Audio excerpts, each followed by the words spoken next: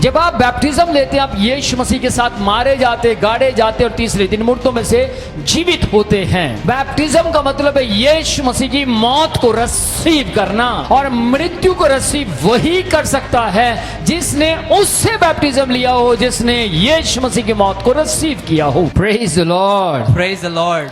ध्यान दीजिएगा इस बात के ऊपर। मरकुस 16:16 में लिखा है, यीशु मसीह ने स्वयं कहा, जो विश्वास करे और बपतिस्मा ले उसी का उद्धार होगा। ये इन वचनों को स्मरण कर लें। Mark chapter 16, verse 16, the word of God says, Jesus Christ himself said, he who believes and is baptized will be saved. जो विश्वास ना करेगा वो दोषी ठहराया जाएगा। But he who does not believe will be condemned. अगर आप दोषी ठहराए नहीं जाना चाहते तो आप बैप्टिज्म लें और पापों का पश्चाताप करके बैप्टिज्म लें और अपना जीवन मसीह के मुताबिक जिए। If you don't want to be condemned, you need to repent from your sins and you need to take the baptism. Romeo 6 अध्याय की 2 और 4 में लिखा, कदापि नहीं, कहता क्या हम क्या करें कि पाप करते रहें, क्योंकि अनुग्रह बहुत है। Romans chapter 6, verse 2, the word of God says, certainly not. How shall we who died to sin any longer in it?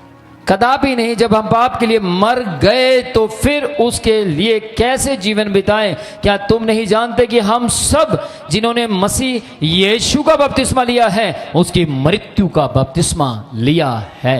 Romans chapter 6, verse 1 to 3, the word of God says, what shall we say then? Shall we continue to sin that grace may abound? Certainly not. How shall we who died to sin and live any longer in it? And the third verse says, or do you not know that as many as of are were baptized into Jesus Christ were baptized into his death? जब आप baptism लेते हैं, आप यीशु मसीह के साथ मारे जाते, गाड़े जाते और तीसरे दिन मुर्दों में से जीवित होते हैं। When you take the baptism, you are crushed with Jesus, and you are bruised with Jesus, and on the third day you get raised with Jesus. Baptism का मतलब है यीशु मसीह की मौत को रिसीव करना, The meaning of baptism is to receive the death of the Jesus Christ. और मृत्यु को रिसीव वही कर सकता है जिसने उससे बैप्टिज्म लिया हो, जिसने यीशु मसीह की मौत को रिसीव किया हो। And only the person who has taken the baptism from such a person who has received the death of the Jesus Christ can take the baptism. यदि आपने बचपन में बैप्टिज्म लिया था तो आपको आज यीशु मसीह की तरह डुबकी का बपतिस्मा लेने की जरूरत है।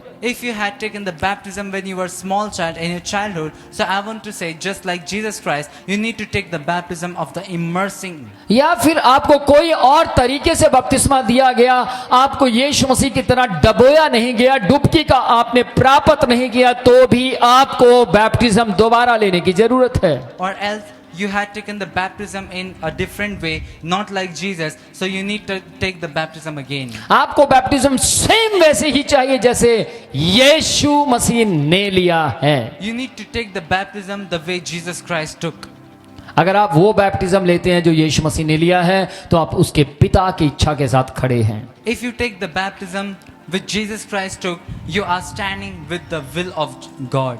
याद रखिएगा, अगर आपको पता लग जाए कि आपने एक ऐसे व्यक्ति से बपतिज्म लिया जिसके पास पवित्र आत्मा का दान नहीं था, If you get to know that you took the baptism from a person who didn't had the gift of the Holy Spirit, तो आप ढूंढे ऐसे व्यक्ति को जिसके पास पवित्र आत्मा का दान है, उससे जाएं और बैप्टिज्म ले लें। then you need to look for the person who has the gift of the Holy Spirit. Praise then the you Lord. need to take the baptism from him. Praise the Lord. Praise the Lord. परमेश्वर आपको सही करना चाहता है। God wants to make you correct. परमेश्वर ने Aquila और Priscilla के द्वारा अपुल्लोस को सही किया। So Jesus Christ, the God, corrected Apollos by Priscilla and Aquila. लेकिन सही वही कर सकता है जिसने विश्वास किया, बपतिस्मा लिया और पवित्र आत्मा का दान पाया है। And only the person who has believed and has got baptized and has received the gift of the Holy Spirit can correct.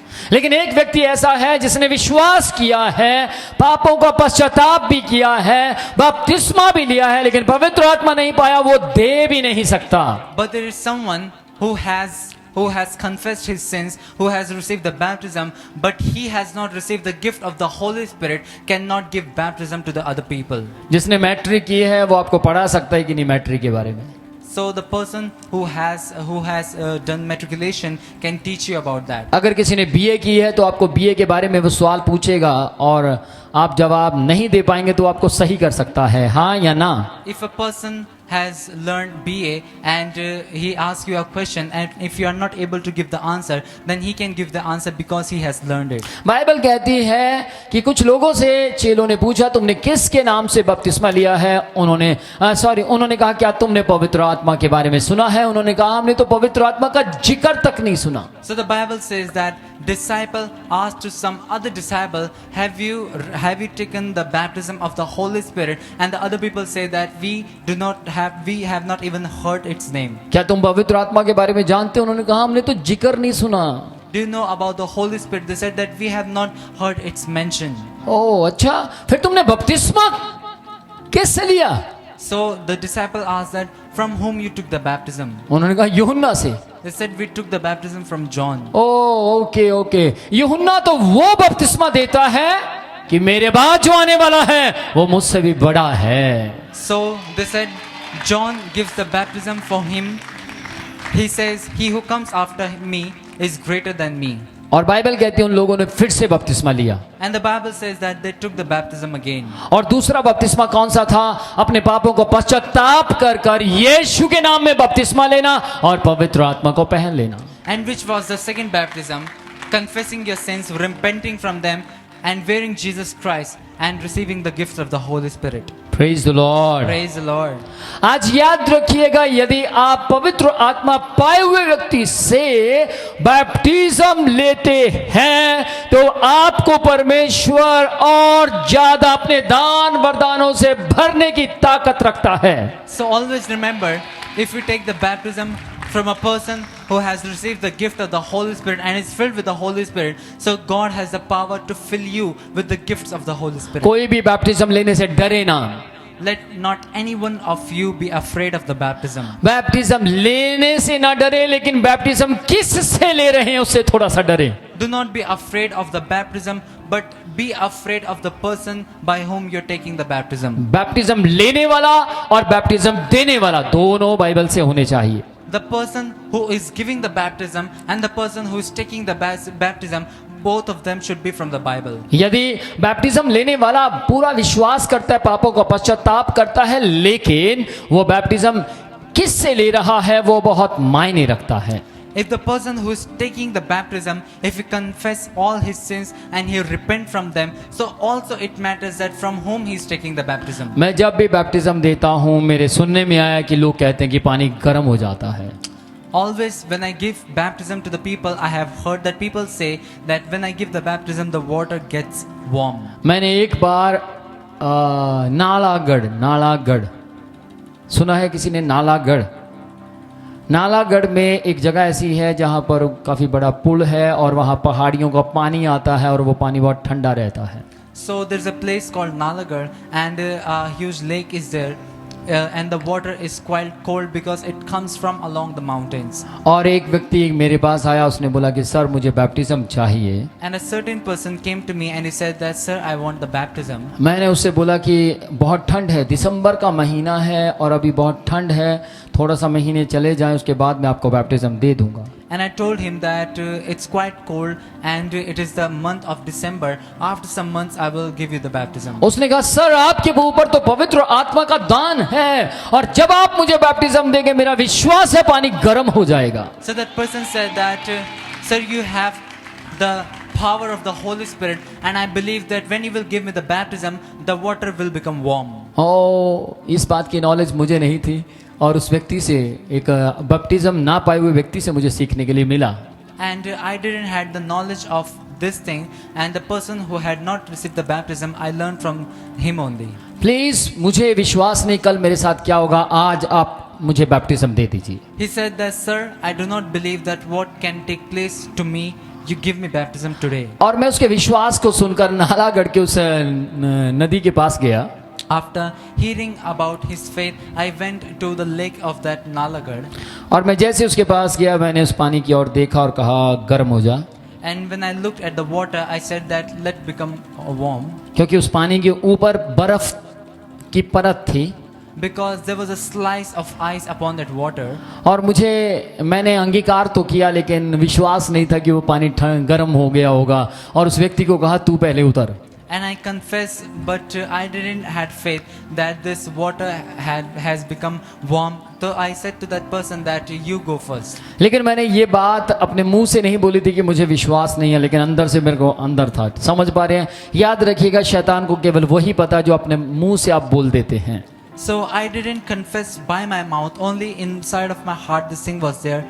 But I want to say that the devil can hear the things which comes out of your mouth. मैंने उसको बोला नीचे उतरो। जैसे वो नीचे उतरा और उसने कहा माय गॉड सर बर्फ है लेकिन गर्म है। So I said to that person, you come down, and he said that, sir, the ice is there but still it's warm. मैंने बोला ऐसा नहीं हो सकता। I said this can't be true. उसने बोला सर ऐसा है। He said this is true. मैंने बोला अच्छा? कहते हैं हाँ। तो मैंने एक और सेवक था उसको बोला आप जाओ अंदर। So he said that yes, this is so, and I said that no, I don't believe, and I said to one more servant of God that you go, Agal. उसने बोला सर आपने तो बोला पानी गर्म हो जा, तो वो पानी गर्म हो गया है। So the servant of God said this, sir, only you said that let the water become warm, so that's why it has become warm. और थोड़ी देर के बाद वो पास्टर भी अंदर उतरता और पास्टर ने भी कहा माय गॉड पानी गर्म है। So after some time, that pastor also went inside of the river and said that the water is indeed warm. My God hallelujah. Hallelujah. फिर उसके बाद मैं उतरा And after that, I also came down. और मैंने जब अंदर गया तो मुझे मालूम मैंने क्यों उन लोगों को दोनों को पहले उतारा था, क्योंकि मेरी तस्वीर बहुत ज़्यादा ठंडी है। So when I also went inside of the water, मुझे ठंड ज़्यादा लगती है। the cold is so much. I'm so much sensitive about cold. समझ पा रहे हैं? और जब मैं उसके बाद गया तो मैं बड़ा हैरान था, बर्फ मेरे पैरों से टकरा रही थी लेकिन पानी वाकई में गर्म था। When I went inside of the river, I saw that the ice was near of my feet, but still the water was warm. और उस दिन मैंने केवल उसे एक व्यक्ति को ही बैप्टिज्म नहीं दिया, बल्कि और जो खड़े थे उन्होंने कहा सर जब इतना पानी गर्म हो गया तो हमें भी दे दीजिए। So I gave baptism not only to that person, but the people that were standing along with him. Praise Lord. Praise the Lord. इस सारे सरमन से हमें क्या सबक मिलता है? What do we learn from all this sermon? आपने पहले सुना, संडे सुना, थर्सडे सुना, आज सुना, सबक क्या मिलता है हमें? So you heard it the last Sunday, this Thursday, and even today also. What is the conclusion of this sermon? हमें ये सबक मिलता है कि बपतिस्मा लेने की जो रस्म है वहां तक ही नहीं रुके रहना है।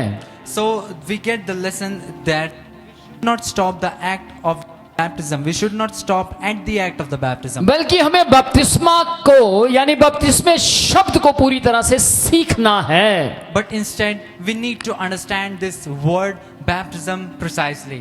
प्रतिदिन हम अपने आप को पाप के लिए मरा समझना चाहिए। हमें अपने आप को पाप के लिए मरा हुआ समझना चाहिए। We must admit ourselves to that truth by properly learning the doctrines of baptism. हमें अपने शरीर के लिए प्रत्येक अंग को नए जीवन की चाल में चलाना चाहिए। Every day we must consider ourselves dead to sin and offer every part of our body to God for the walk of new life. हमें अपने शरीर को परमेश्वर के सामने अर्पण करना चाहिए। We should give our body, we should submit our body before God. और अगर हम अपने शरीर को परमेश्वर के सामने अर्पण करेंगे तो वो हमें इस शरीर को वो परमेश्वर के आगमन के लिए तैयार करेगा। If we will submit our body to Jesus Christ, then this will prepare our bodies for the coming of the Lord. Amen. Amen.